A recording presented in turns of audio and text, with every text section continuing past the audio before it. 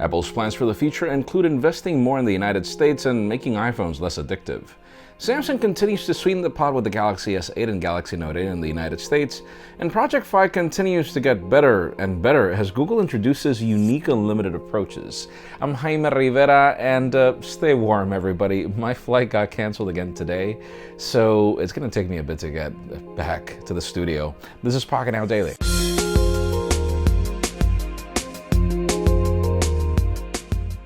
The official news today begin with deals. If you're in the market for the Samsung Galaxy S8 or Galaxy Note 8, the company is sweetening the pot. It's not necessarily offering better price tags, but it is offering the AKG over-the-ear headphones bundled with the phones. Now, obviously, there are certain conditions that you have to meet.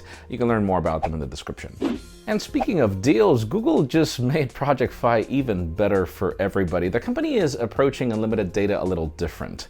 The way it goes is you're not going to pay more than $60 for data unlimited unless you want to, meaning you pay the $20 for 5 basics, $60 for data in case you get to over 6 gigabytes of data expenses. And if you do, you have a limit up until 15 gigabytes where after 15 gigs you can choose to continue unlimited data with limited data speeds, or you can pay $10 a gig after that. So pretty much your Project Fi bill will never go over $80 unless you want to. And that makes it really great in case you travel abroad and you just don't want to pay for more.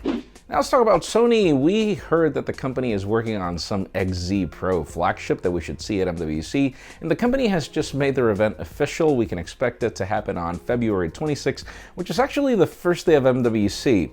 I'm hoping that that's not the case, or at least that Samsung doesn't necessarily have their event on the same date, because the rumors were that that was going to be the date, but stay tuned, it could happen. And for those of you that are wondering what the future of Motorola will be with their smartphones, all three of you, because the company has lost a lot of mindshare.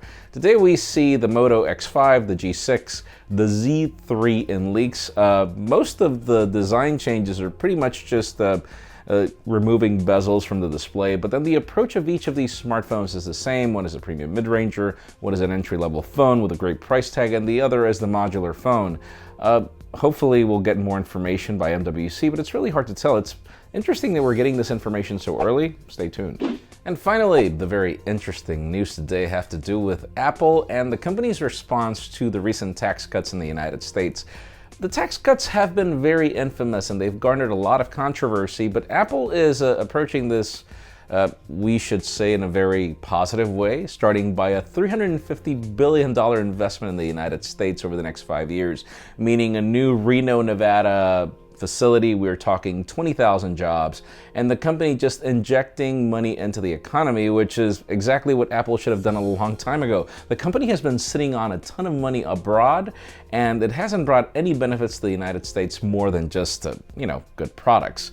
Even more interesting, obviously you heard about the news back in December over the shareholders pressuring the company into making smartphones less addictive. The company is going to work on this, and apparently that's going to be another approach for the company in the future. The question would be for today, what will you do to make smartphones less addictive? I mean, I've been pondering this question all day, like seriously, what can the company do? It's not just iPhones, really. Applications are designed to obviously also become more immersive with the purpose of consumers consuming more content. In my case, what I would do is honestly work on children first. I mean, it's great for an iPad and an iPhone to be great tools for kids to play, but the problem is I would rather kids play with other kids than play with a tablet or a phone, and then start working from there, more like the way I grew up as a Generation X child. But that would be my approach. Leave us a comment down below. Let us know what you would do.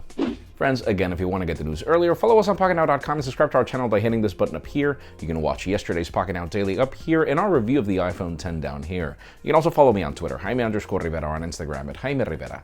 Please give this video a thumbs up if you like what you saw. I'm Jaime Rivera. Thanks so much for watching. We'll see you tomorrow.